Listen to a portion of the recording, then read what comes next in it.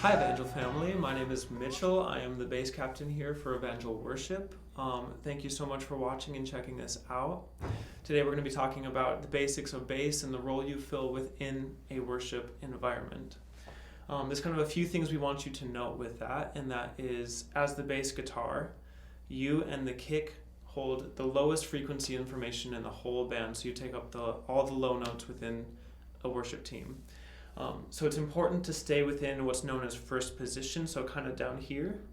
The first 4 frets and lower will really help you fill out the band and play the role that you're playing within it.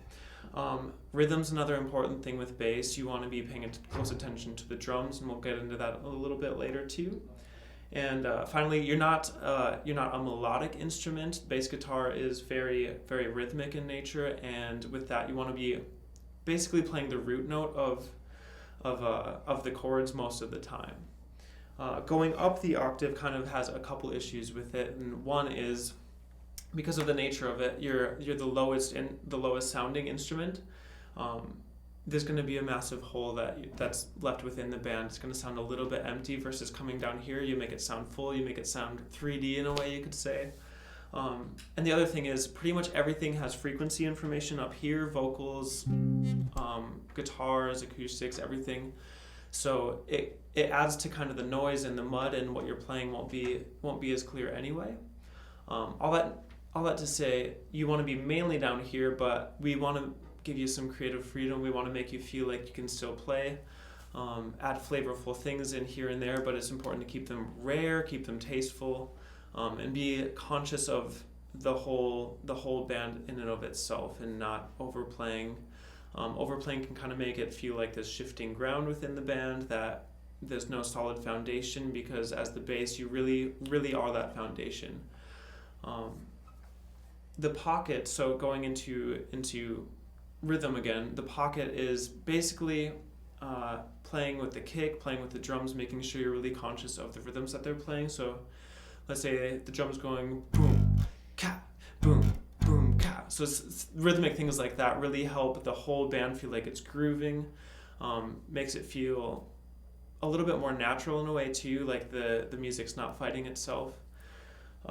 So the important thing with rhythm is making sure that your music's memorized as well, because we want to show up, we want to be prepared, but we also want to free up our minds to not be concentrating on the notes that are coming, showing up with the chord chart in front of us and just staring at it. So being prepared enough to maybe during rehearsal have that as a little bit of a safety net, but try to look away as much as possible and really practice the rhythms, what the big picture, what the whole band is doing, and making sure you fit well with that. And then going off of chord charts as well, we want to make sure that the bass is playing the right one. So there's things called inversions. Let's say you have maybe a D over an F sharp or something. The part that's over is the D, the part that is under would be, of course, the F sharp. So as the bass guitar, you're going to be playing that part. At Evangel, we also don't necessarily have a standard for using a pick or for using your fingers. You can definitely use whatever you're more comfortable with. I use a pick probably 75% of the time. I get a little bit more of attack out of it that way. I also get a little bit more of high end to come through from my bass. So versus the fingers, you get some more warmth out of it. But whatever honestly works. They both tend to lay pretty well within the band. So thank you so much for joining us today. Feel free to reach out with any questions or concerns you have, or any suggestions maybe you have for another video that you want to see, information you need. We're here for you, or for you, thankful for you, and look forward to continuing to grow with you.